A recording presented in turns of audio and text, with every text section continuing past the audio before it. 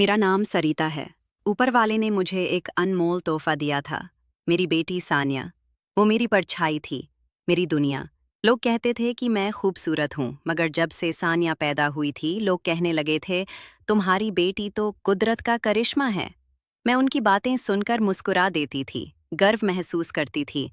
मेरे पति राहुल और मेरी लव मैरिज हुई थी। शादी के बाद हमने अपने परिवार से दूर एक छोटे शहर में अपनी दुनिया बसाई।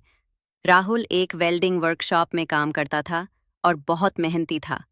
हम अमीर नहीं थे लेकिन खुश बहुत थे। पर किस्मत को शायद हमारी खुशी रास नहीं आई। राहुल धीरे धीरे बीमार रहने लगा। उसने कभी खुलकर कुछ नहीं बताया। दवाइयाँ चुपचाप खा लेता और मुझे मुस्कुराकर कहता, बस थकावट है। मगर एक दिन वो बहुत बीमार हो गया और अस्पताल ले जाने से पहले ही उसने मेरा हाथ छोड़ दिया। उस दिन के बाद मेरी और सान्या की जिंदगी पूरी तरह बदल गई। सान्या तब सिर्फ 6 साल की थी।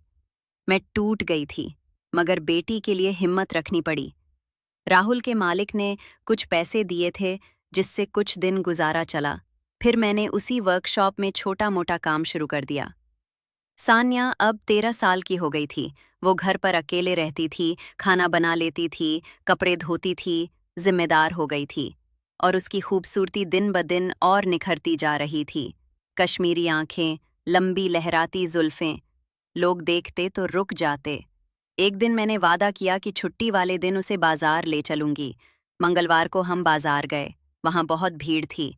पहले मैंने उसे फ्रॉक दिलवाई, फिर मैं प्लेट्स खरीदने के लिए आगे बढ़ गई। तभी भीड़ में मेरा हाथ उससे छूट गया। मैंने पलट कर देखा, सान्या कहीं नहीं थी। मैं पूरी मार्केट में चिल्लाती रही, रोती रही, हर दुकान हर मोड़ पर तलाश की, लेकिन वो नहीं मिली।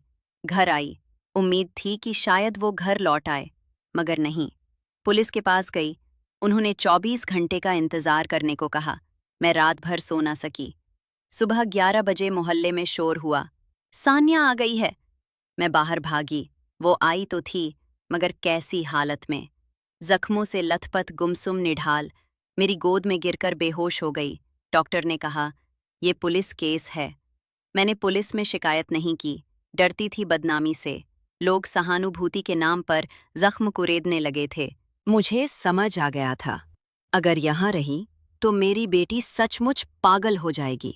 मैंने मोहल्ला छोड़ दिया, दूसरी जगह किराए से घर लिया, इलाज करवाया, प्यार दिया। धीरे धीरे सान्या संभलने लगी। लेकिन एक माँ की चिंता खत्म कहाँ होती है।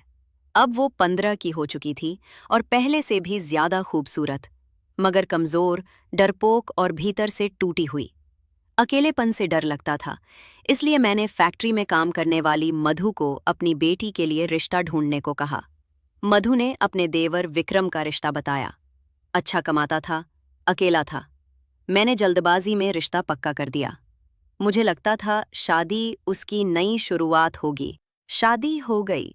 मेरी बेटी लाल जोड़े में परी जैसी लग रही थी, मगर अगले ही सुबह मेरी दुनिया फिर से उजड़ गई। दरवाजे पर मधु और मेरी बेटी खड़ी थी। मधु गुस्से में थी। तुमने मुझे धोखा दिया सरिता, तुम्हारी बेटी की बीती जिंदगी छुपाई क्यों? उसने बताया कि शादी की रात सान्या अचानक डर से चिल्लाने लगी, दरवाजा बंद करने लगी, विक्रम से दूर भागने लगी। विक्रम ने बिना कुछ समझे उसे पागल समझ लिया और उसी रात तलाक दे दिया। सान्या चुप थी। उसकी आंखें कह रही थी, माँ क्या मेरी गलती थी? मुझे कुछ कहने का हौसला नहीं था। मैंने उसे गले से लगाया और रोती रही। ये कहानी हर उस माँ की है जिसने अकेले हालात से लड़ते हुए अपनी बेटी को जिंदा रखा। ये उस समाज पर सवाल है जो जख्म देने वालों को छोड़ देता है, लेकिन जख्म खाने वालों से सवाल करता है,